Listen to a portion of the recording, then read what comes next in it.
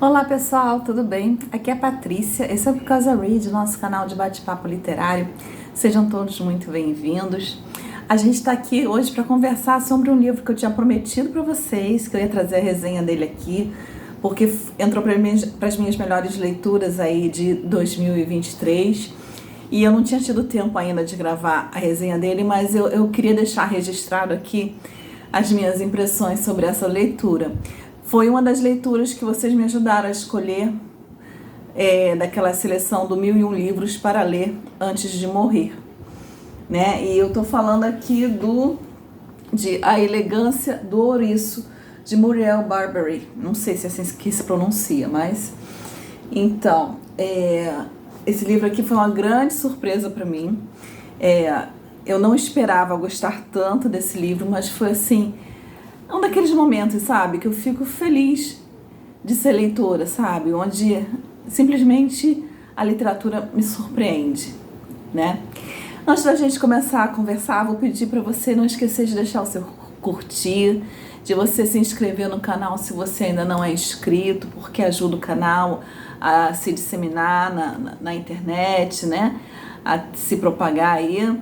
E lembrar que eu sempre deixo aqui embaixo na descrição do vídeo os links para os nossos perfis no Instagram, para o nosso perfil no Instagram, para o nosso grupo no Facebook.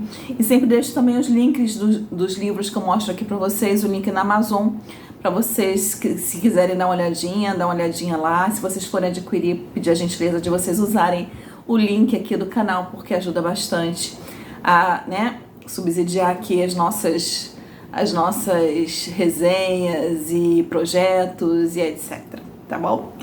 Então vamos lá, pessoal. É A Elegância do Ouriço, né? É engraçado, eu olhei essa capa assim, eu comprei esse livro e vocês escolheram, e ele tava parado assim muito tempo na estante, porque eu tinha um certo preconceito, sabe? Um livro, é uma edição francesa, né? Foi um livro que foi publicado lá na França. A autora, ela nasceu em Marrocos, mas já aos 2 meses de idade ela se mudou para a França com os pais. Ela cresceu e estudou numa universidade de filosofia, se formou em filosofia em Paris, em uma faculdade de Paris, e lecionou também filosofia em uma outra faculdade, já não em Paris, numa outra cidade. E A Elegância do Ouriço é o segundo livro dessa autora.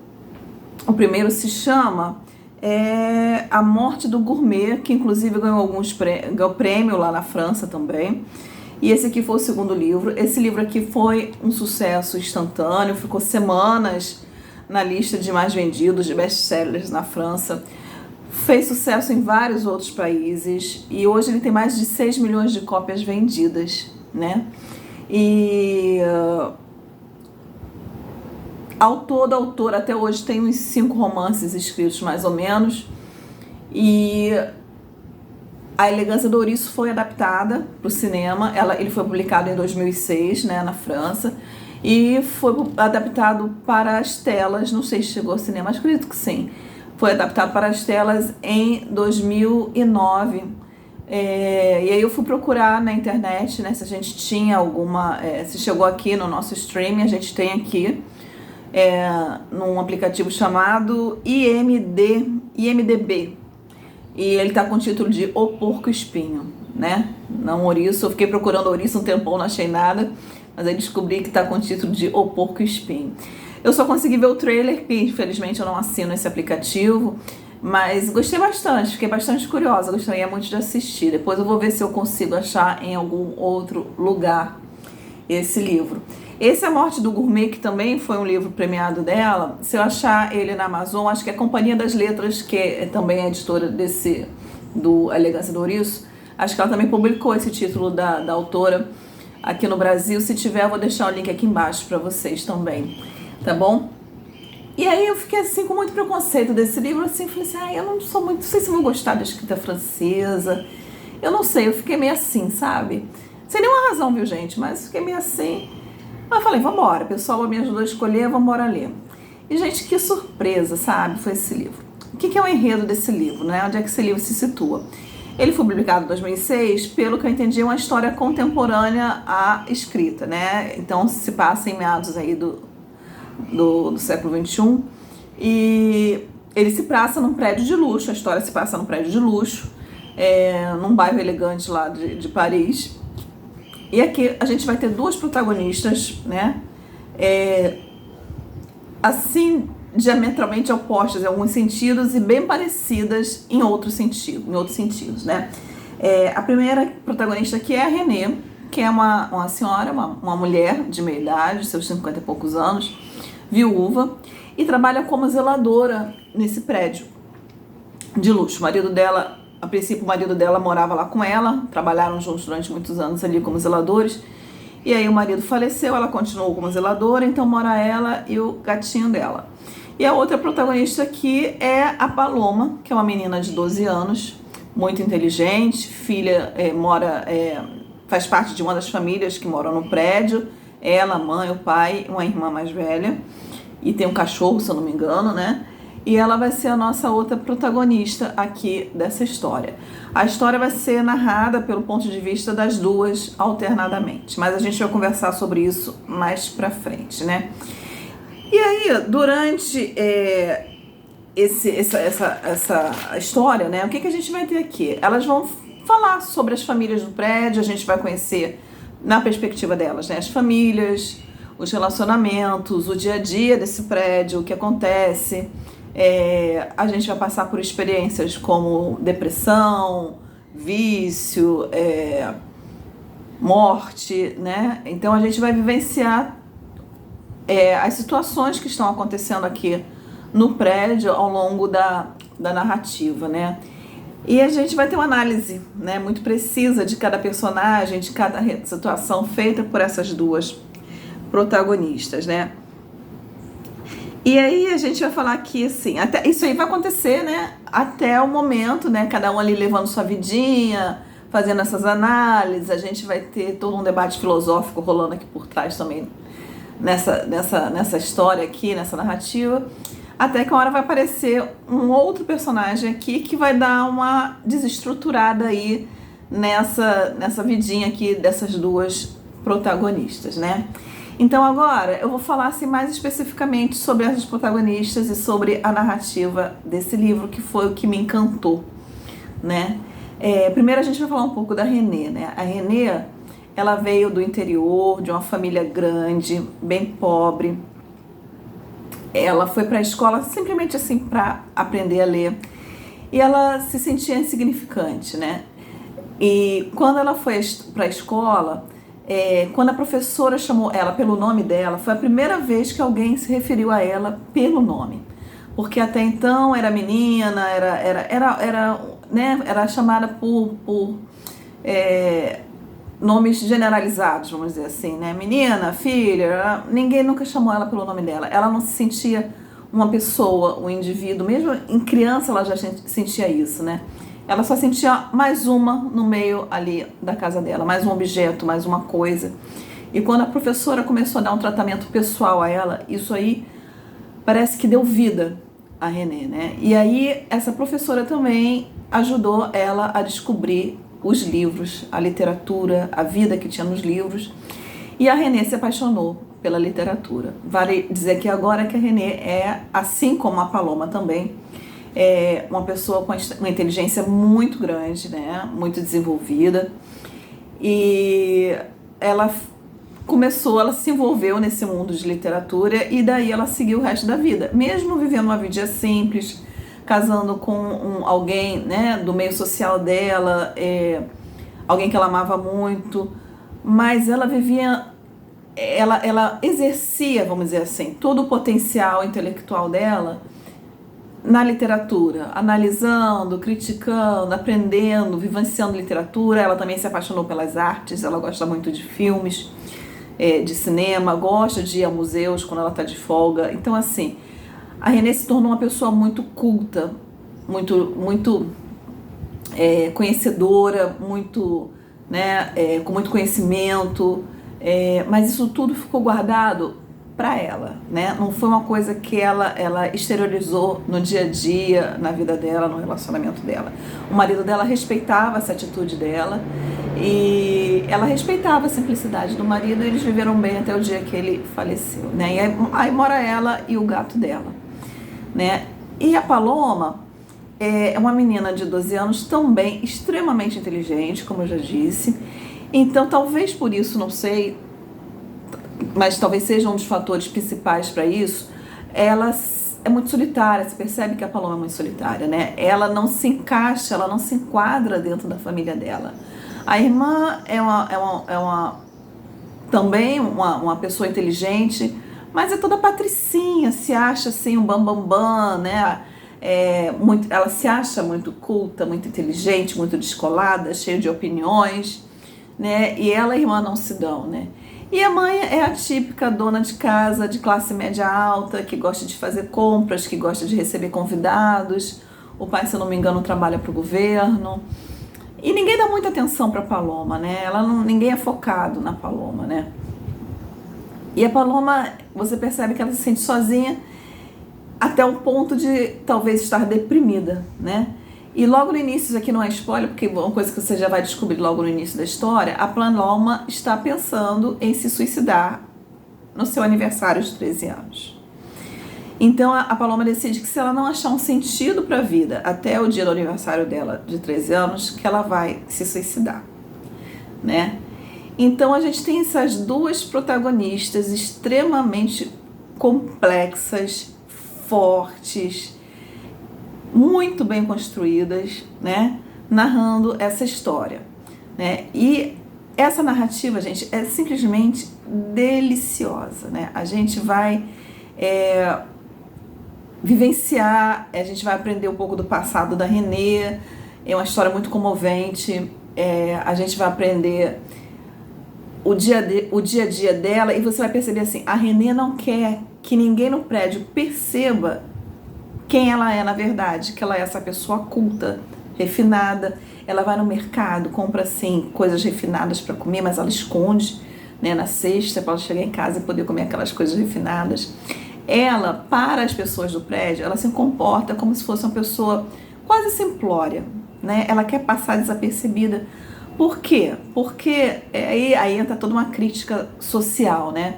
Porque não combina com a posição que ela ocupa de zeladora de um prédio ser uma mulher, talvez, ou com certeza, né, mais culta, mais inteligente, mais refinada do que os próprios moradores, né? Então ela faz de tudo para disfarçar quem ela é na verdade. Quem conhece ela a fundo é somente a Manuela, que é uma mulher um pouco mais nova que ela, casada, que faz faxina no prédio que a Renê é zeladora. E a Manuela parece que é da mesma cidade da Renê, né? A Manuela não é tão assim perspicaz, inteligente como a Renê, né? Tão culta, mas é uma pessoa também que, né? Sabe se comportar, tem uma personalidade, e ela e a Renê se dão muito bem, que é a Manuela e a Renê, né? Então a Manuela senta com ela, com a Renê, toma chás, come comidas mais refinadas, conversa sobre as pessoas do prédio, né? E ninguém sabe que elas têm essa capacidade, né? De análise, né? Vamos dizer assim, de fazer uma crítica, né? Psicológica, social, dos moradores ali daquele prédio, né? E o mesmo acontece, por outro lado, com a Paloma, porque ninguém sabe que a Paloma é tão inteligente assim, né? E a Paloma, olha só, gente, eu falei que ela tá querendo se suicidar, se ela não descobrir um sentido para a vida. Só que assim, a Paloma é muito analítica, né? Como toda pessoa bastante inteligente, ou pelo menos eu acho que a maioria das pessoas inteligentes são bem analíticas, ela decide fazer um plano para tentar descobrir esse sentido da vida antes de suicidar, né? Então ela cria assim 2 jornais, né? Vamos dizer assim, 2 diários. Em um diário ela vai escrever o que ela chamou de Diário do Movimento do Mundo, né? Que é para falar sobre, segundo a definição dela própria, né? Para falar do corpo e das coisas. E o segundo é um diário de pensamento profundo, né? Onde ela vai fazer análises filosóficas, do que vier à mente dela, né? E aí a narrativa vai ser alternada entre a Renée e a Paloma. E uma hora a Paloma está nesse diário dos nesse pensamentos profundos, e no outro ela está nesse diário do movimento do mundo, né? E aí o livro se torna uma coisa deliciosa, porque a gente vai ter aqui literatura, a gente vai ter análises filosóficas, a gente vai ter, às vezes, a Paloma, né, a menina, ela pega situações assim simples, de um movimento de um nadador, né, de um mergulhador, vamos dizer assim, aquele salto artístico, né, o movimento do pulo de um atleta que faz salto artístico na piscina, e o que aquilo ali significa, se aquilo ali pode... Ela associa aquilo ali com o sentido da... Gente, é uma coisa muito interessante, só lendo para você entender, né? E você vê atrás de todas essas análises, assim, muitas vezes muito objetivas, muito inteligentes, mas você vê todo um sentimento, toda uma emoção, toda uma, talvez, carência acontecendo por trás disso tudo, né? Então a leitura, ela se passa assim. E a gente vai tendo paralelamente a história do prédio, as coisas acontecendo no prédio, né? Não pense porque o livro traz essas análises, né? Porque ele discute filosofia, porque ele passa muito tempo dentro da cabeça da Paloma e da Renée, que não vai ter uma história rolando. Tem uma história acontecendo dentro do livro, né? Tanto é que eu falei para vocês, em determinado momento vai chegar um morador novo ali no prédio que vai bagunçar essa estruturazinha tanto na vida da Paloma quanto na vida da Renée. Né? O que mais que eu tenho para falar aqui para vocês?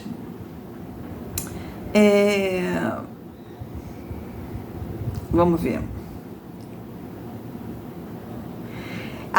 E como eu já falei, né? É uma história assim que, ao mesmo tempo que ela trata de assuntos, às vezes, bem sérios, eu falei que vai entrar o assunto da morte, o assunto de drogas, o assunto de relacionamento entre pais e filhos, vai ser uma coisa bastante em voga aqui, vai ter uma crítica social, vai ter, né, assuntos sérios vão ser tratados aqui, mas sempre, principalmente na voz da Renée, né, você percebe uma ironia, um sarcasmo inteligente para falar de algumas coisas.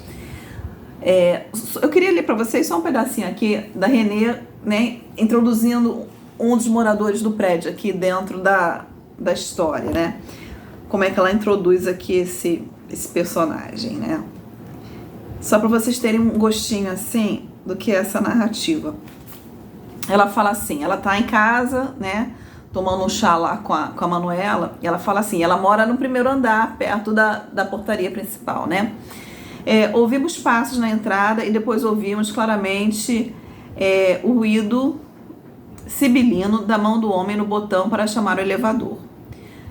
Conheço esse passo, é de Pierre Artin, o crítico de gastronomia do quarto andar.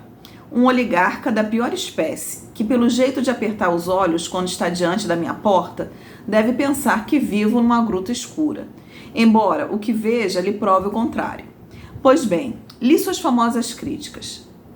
Não entendo nada, me disse Manuela, para quem um bom assado é um bom assado e ponto final. Não há o que compreender. É uma pena ver um talento desses se estragar por tanta cegueira.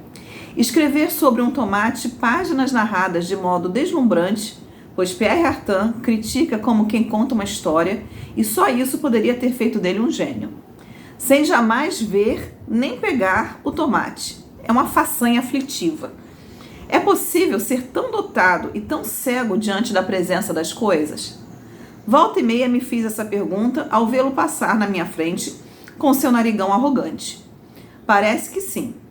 Certas pessoas são incapazes de captar no que contemplam o que dá a essas coisas a vida e o sopro intrínsecos, e passam o tempo a discorrer sobre os homens como se tratasse de autômatos, e sobre as coisas como se não tivesse alma e se resumissem ao que pode ser dito sobre elas, ao sabor das inspirações subjetivas. Então, gente, todos os personagens aqui apresentados, eles vão sofrer uma análise da Renée e da Paloma de uma forma ou de outra, E vai ser muito interessante né, destrinchar esses personagens sobre o ponto de vista delas, sempre muito certeiras, muitas vezes a análise é cirúrgica, né? Mas ao mesmo tempo que elas estão fazendo a análise, você percebe que elas estão deixando de vivenciar elas mesmas muitas coisas enquanto elas estão analisando e avaliando, né? E criticando, né, a vida dos outros, né? Outra coisa, assim, tem muitas frases de efeito aqui das conclusões, das análises filosóficas, dos pensamentos aqui das duas, né? Aparecem muitas colocações, citações, frases de efeito que faz o leitor pensar, sabe? Refletir sobre a história, né? E sobre o assunto que elas estão trazendo. O que mais?